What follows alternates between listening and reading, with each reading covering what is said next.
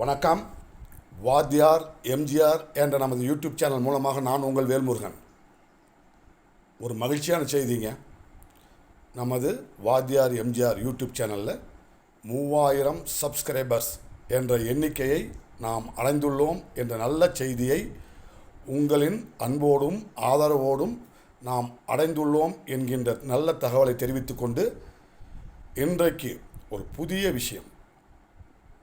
புரட்சித் தலைவர் பொன்மனச்செம்மல் எம்ஜிஆர் அவர்கள் முதலமைச்சராக இருந்தபொழுது 1981 ஜனவரி மாதம் 4ஆம் தேதியிலிருந்து 10ஆம் தேதி வரை 7 நாட்கள் 5வது உலகத்தமிழ் மாநாட்டை நடத்துவது என்பதும், அந்த மாநாட்டை சங்கம் வைத்து தமிழ் வளர்த்த மதுரையம்பதியில் நடத்துவது என்று முடிவு செய்து அதற்கான பணிகளில் புரட்சித் தலைவர் எம்ஜிஆர் அவர்களும் அவருடைய அமைச்சரவை சகாக்களும் அந்த பணிகளில் தீவிரமாக ஈடுபட்டு கொண்டிருந்தார்கள். அந்த காலகட்டத்தில் தலைவருக்கு ஒரு கடிதம் வருது. அந்த கடிதத்தை எழுதியவர் ஒரு இளைஞர், இலங்கையில் இருந்து எழுதியிருக்கிறார். நான் இந்த 5வது உலகத்தமிழ் மாநாட்டில் கலந்து கொள்ள வேண்டும் என்ற மிகவும் ஆர்வமாக இருக்கிறேன். அதற்கு கலந்து கொள்வதற்கு எங்கள் நாட்டிலிருந்து இந்தியா வருவதற்கு அனுமதி கிடைப்பதிலும், கடவுச்சீட்டு என்று சொல்லக்கூடிய விசா கிடைப்பதிலும் சில சிரமங்கள் இருக்குது. ஆகவே முதலமைச்சராக இருக்கின்ற நீங்கள் இந்த விவகாரத்தில் தலையிட்டு நான் அந்த 5வது உலகத்தமிழ் மாநாட்டை நேரில் பார்ப்பதற்கு தாங்கள் ஆவணம் செய்து தர வேண்டும் என்று ஒரு விண்ணப்பம், ஒரு கோரிக்கை. புரட்சித் தலைவர் அந்த கடிதத்தை படிக்கிறார், அதற்கு ஆவணம் செய்கிறார்.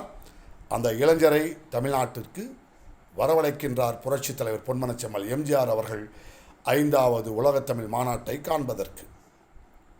அந்த 5வது உலகத்தமிழ் மாநாட்டில் பல சிறப்புகள், வரலாற்று சிறப்புமிக்க பல நிகழ்வுகள் நடைபெற்றது என்று சொன்னாலும் அது குறித்து தனியாக மற்றொரு வீடியோவில் பேசுவோம். அப்படி அந்த 5வது உலகத்தமிழ் மாநாட்டை அன்றைய பாரத பிரதமர் அன்னை இந்திரா காந்தி அவர்களும், நம் தமிழகத்தின் முதல்வராக இருந்த மாண்புமிகு இதய தெய்வம் புரட்சித் தலைவர் பொன்மனச்செம்மல் எம்ஜிஆர் அவர்களும் அந்த நிகழ்ச்சிகளெல்லாம் தொடங்கி வைக்கிறார்கள். தொடர்ந்து அங்கே இருந்து கொண்டு பல்வேறு நிகழ்வுகளில் கலந்து கொண்டிருக்கின்றார் முதலமைச்சர் புரட்சித் தலைவர் எம்ஜிஆர் அவர்கள். அப்பொழுது பல்வேறு ஆண்டோர்களும் சான்றோர்களும் பேசி கொண்டிருக்கின்ற பொழுது புரட்சித் தலைவர் எம்ஜிஆர்கிட்ட ஒரு சீட்டு ஒரு அதிகாரி கொண்டு கொடுக்கிறார். அந்த சீட்டை வாங்கி படிக்கின்றார் புரட்சித் தலைவர் பொன்மனச்செம்மல் எம்ஜிஆர் அவர்கள். ஐயா, உங்கள் கருணையால், உங்களுடைய தயவால் நான் இலங்கையிலிருந்து தமிழ்நாட்டுக்கு 5வது உலகத்தமிழ் மாநாட்டை காணக்கூடிய வாய்ப்பும் பாக்கியமும் நான் கிடைக்கப் பெற்றேன். இன்றைக்கு இத்தகைய தமிழ் ஆய்ந்த சான்றோர்களும் ஆண்டோர்களும் இருக்கின்ற அந்த அவையில் நான் ஒரு 5 நிமிடம் பேசினால் என்னுடைய எதிர்காலத்திற்கு மிகச் சிறப்பாக அமையும் என்று நான் கருதுகிறேன். ஆகவே நான் பேசுவதற்கு நீங்கள் அனுமதிக்க வேண்டும் என்று ஒரு கோரிக்கை அந்த இளைஞரிடத்திலிருந்து ஒரு கடிதமாக வருகிறது தலைவருக்கு. புரட்சித் தலைவர் அந்த கடிதத்தை படிக்கிறார், புன்முறுவல் பூக்கிறார். அந்த இளைஞனை மேடைக்கு வரவழைத்து பேசச் சொல்கின்றார்.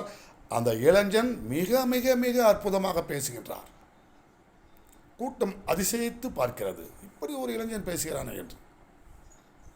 புரட்சித் தலைவர் பாராட்டுகின்றார். குட்டுப்பட்டாலும் மோதிர கையிலே குட்டுப்பட வேண்டும் என்று சொல்வார்கள் அல்லவா, அந்த நிகழ்ச்சி அன்று நடந்தது. அன்றைக்கு அவ்வளவு தெளிவாகவும் விரிவாகவும் விளக்கமாகவும் பேசிய அந்த இளைஞன்தான் இன்றைக்கு உலகெங்கும் தமிழர்கள் மத்தியில் ஆன்மீக சொற்பொழிவு என்றாலும், இலக்கிய நிகழ்வுகள் என்றாலும் அதிலே கலந்து கொண்டு பேசுகின்ற இலங்கையைச் சேர்ந்த ஜெயராஜ் என்பவர்தான் அந்த இளைஞர் என்கிற நல்ல தகவலை இந்த நேரம் உங்களுடன் பகிர்ந்து கொண்டு இந்த காணொலியை இத்துடன் நிறைவு செய்கிறேன். நன்றி, வணக்கம். வாழ்க தமிழ், வெல்க தமிழ் என்று கூறி விடைபெறுகிறேன். நன்றி, வணக்கம்.